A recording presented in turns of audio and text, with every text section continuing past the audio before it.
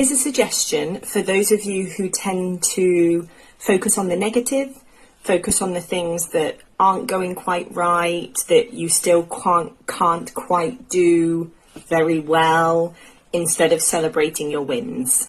Hi there, thanks for stopping by. I hope you're having a lovely day. I'm Sarah Morgan and I run Meaningful English, classes for advanced and proficient English users who want to feel more confident using the English that they already have.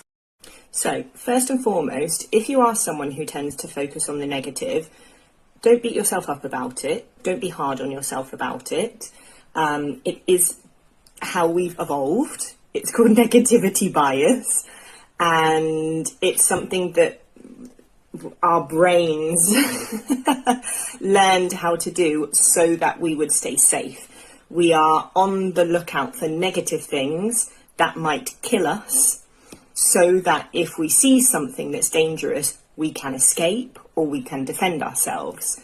The problem with that is nowadays, there aren't many things out there. There aren't saber-toothed tigers and creatures out there trying to kill us. It's emails and notifications and all of these things that cause stress. However, when we're working towards a big goal, something tough, something rewarding, but something challenging, if we only ever focus on the negatives, the things that we can't do, the things that aren't going right, it's very difficult to stay motivated long term. So here's my suggestion. Create a folder on your computer or a folder on your phone, or keep a notebook or a kind of journal, or do what I do and do all three of those and save any positive feedback that you receive from anyone. Any positive comments, any nice comments, any praise, anything that makes you feel good about what you're working towards. Save it in that folder on your computer, that folder on your phone, or jot it down, write it down quickly in a journal or in a notebook when it happens. The reason I'm telling you about this today is because this is exactly what I'm about to do. I always practice what I preach. The things that I recommend are things that I know for a fact are effective because I use them with my clients, I use them on myself. I am only a few steps ahead of my clients when it comes to confidence. So all of these suggestions that I share are things that I regularly use and regularly help me with my confidence. And I've realised this week that I haven't been doing this for quite some time. I think since before I took my Delta Module 1 exam, because my exam preparation just occupied all of my headspace. Well, not all of it, but a significant part of it.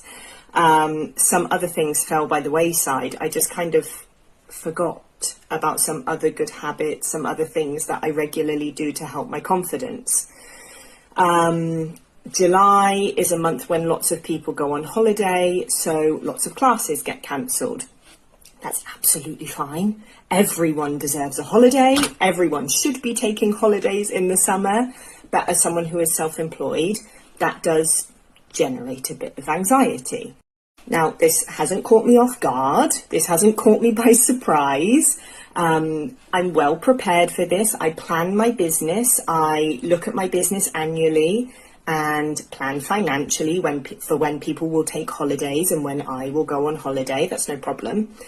However, that little niggling voice that tells you that there's a problem, that things aren't going to be okay, that you aren't safe, always rears its ugly head around this time of year when people do cancel classes to go on holiday.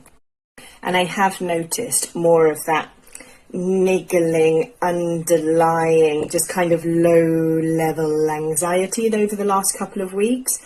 And so I had a light bulb moment yesterday, and I thought, I need to spend some time noting down, saving the wonderful positive comments that I've had from clients, from co-workers, from fellow teachers, even from family and friends, just to give me a bit of a confidence boost.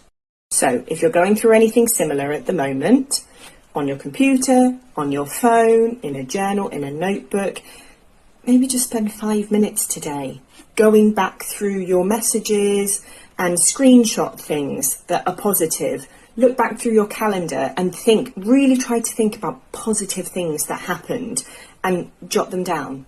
You could make a Word document or a Google Doc and write them in there if you don't want to keep a handwritten journal. There are lots of different ways that you can do it. Just spend 5 minutes doing that today. Anyway, I hope that's been useful, and I'll see you next time. Bye!